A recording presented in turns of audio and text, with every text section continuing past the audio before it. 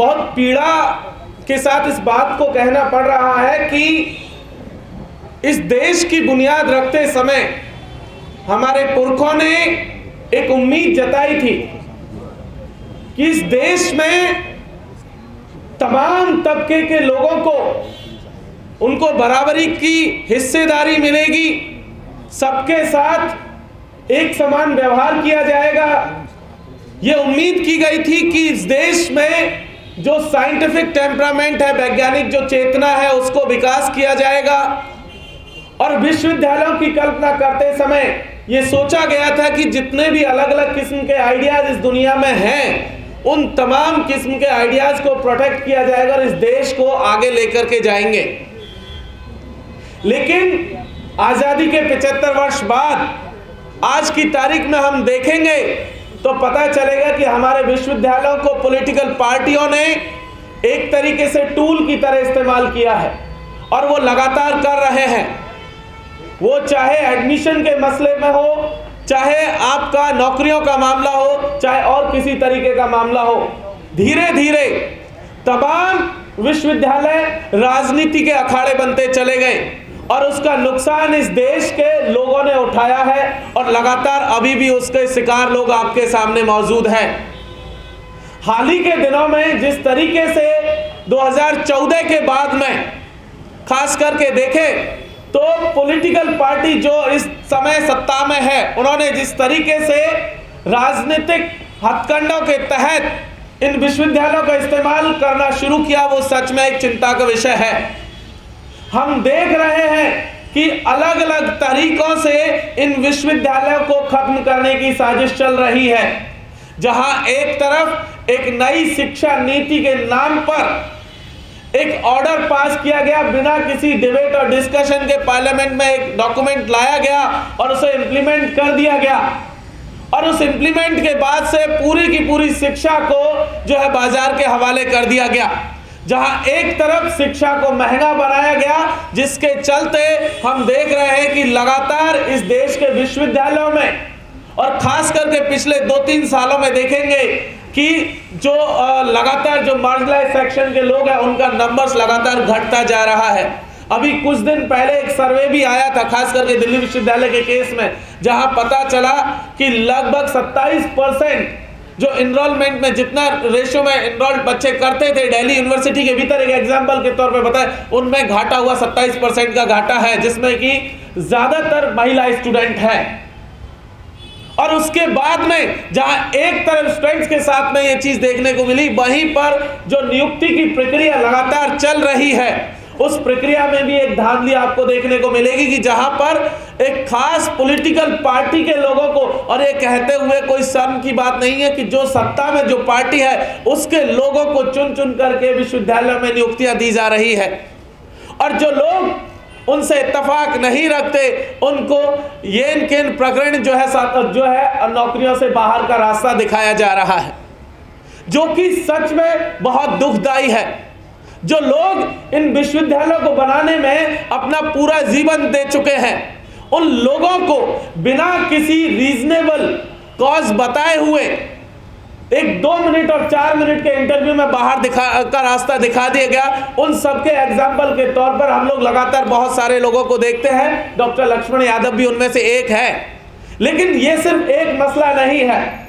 उसी दिल्ली विश्वविद्यालय के भीतर डॉक्टर रितु सिंह के खिलाफ एक फर्जी कंप्लेंट पर एक्शन लिया गया, उन्हें नौकरी से बाहर निकाल दिया गया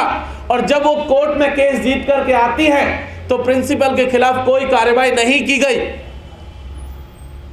ये पहली बार नहीं है जब इस देश के विश्वविद्यालयों में दलित, पिछड़े, आदिवासियों के साथ में लगातार भेदभाव हो रहा है। हमने देखा था रोहित वेमुला का केस कि किस तरीके से रोहित वेमुला को एक जो है मजबूर किया गया, उनकी सांस्थानिक हत्या हुई, लेकिन कहीं पर भी वो आज की तारीख में उसका परिवार न्याय के लिए भटक रहा है, लेकिन न्याय मिलता हुआ नहीं दिख रहा है। इसी तरीके से और भी तमाम मामले आप जब देखेंगे तो पाएंगे कि इन विश्वविद्यालयों में लगातार इस किस्म के जो है भेदभाव होते हुए दिख रहे हैं। प्रोफेसर चंद्रशेखर का उदाहरण हम लोग देखते हैं कि उन्हें भी जो है फोर्स किया गया, उनकी भी सांस्थानिक हत्या हुई। इलाहाबाद यूनिवर्सिटी के भीतर हमने प्रोफेसर विक्रम हरिजन को देखा कि उनके ऊपर भी FIR होने के बाद में उन्हें भी जो है अपनी जान बचाने के लिए पुलिस की मदद लेनी पड़ी। लगातार प्रोफेसर रविकांत लखनऊ यूनिवर्सिटी के भीतर और तमाम यूनिवर्सिटीज के भीतर जब आप देखेंगे तो पता चलेगा कि इस देश के जितने भी मार्जिनलाइज सेक्शन के लोग हैं उनके ऊपर एक के बाद एक हमले किए जा रहे हैं। PhD एडमिशन के दौरान हमने पिछले सालों में एक बड़ी लड़ाई लड़ी थी कि एडमिशन के दौरान जो है मार्क्स बहुत कम दिए जाते हैं या फिर NFS कर दिया जाता था।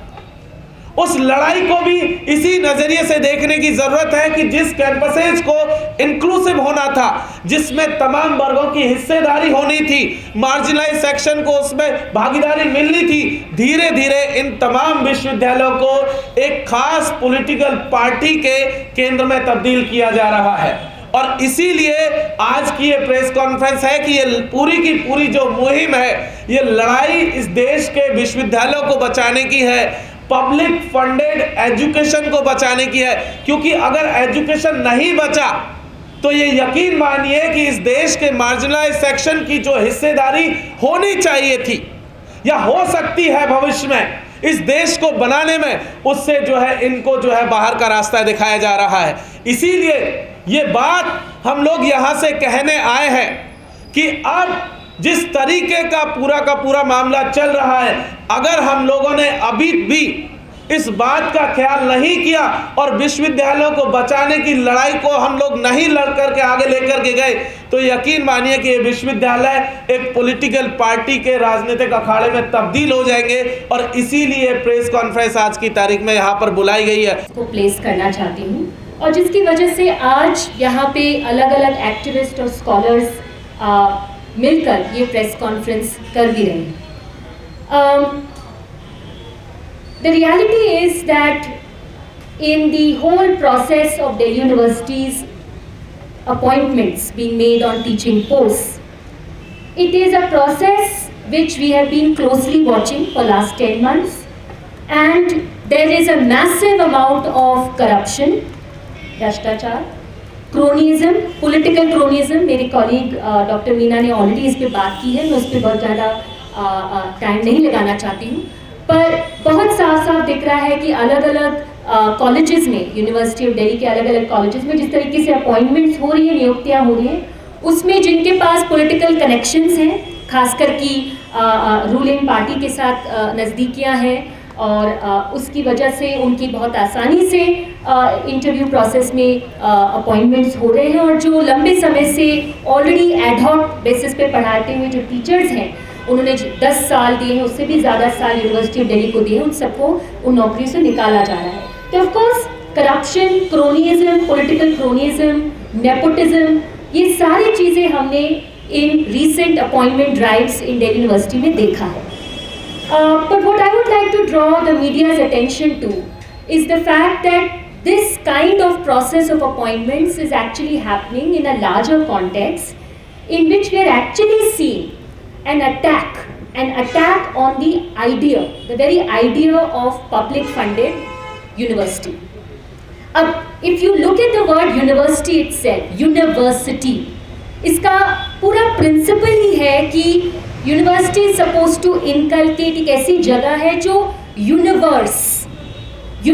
जैसे प्रिंसिपल, इस टाइप का स्कोप है कि यहाँ पे सारी चीज़ें पढ़ाई जाएंगी, सारी चीज़ों पे डिस्कशन, डिबेट होगा, क्रिटिकल रिफ्लेक्शन होगा।